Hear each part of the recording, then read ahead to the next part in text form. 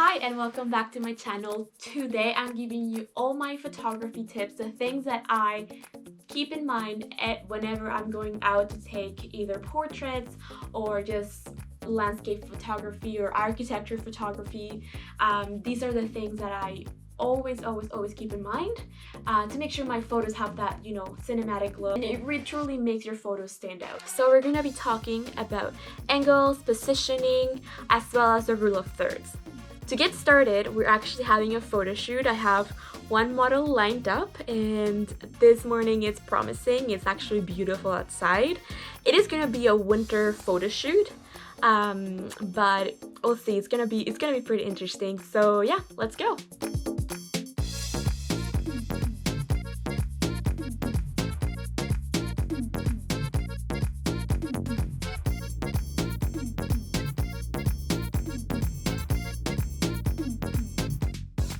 Alright, so one of the first things that you need to consider are the position and the angles you will be using while shooting.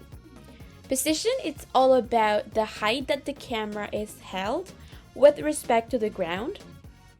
And the angle is the degree of inclination at which the camera points towards the subject. These two things have the potential at making your shot much more interesting and compelling.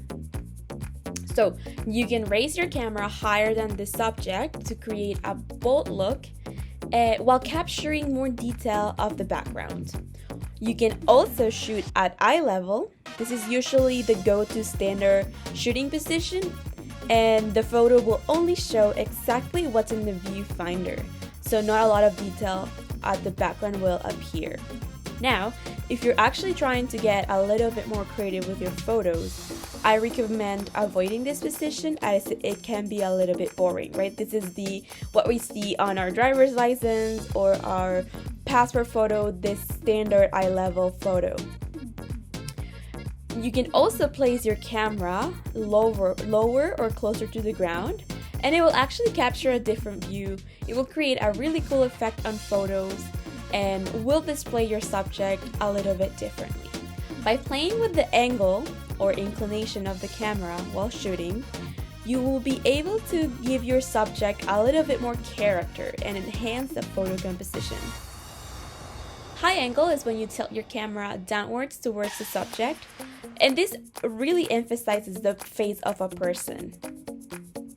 A low angle is when you use the camera below the eye level, which will make your subject look taller and give them that powerful look. Eye level it's good for portraits because it gives you that connection with the subject.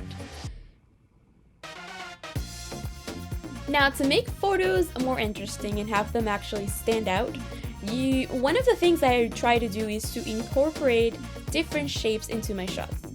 Now, my favorite are geometric shapes for architecture photography, but this can actually also be used on portrait photography. I really like to incorporate triangles on my photos. Triangles point the eyes to see and focus exactly on the main subject. And I find that also lines and path give a very interesting composition to the photos. So here are some examples. Another thing that I really try to keep in mind is the rule of thirds.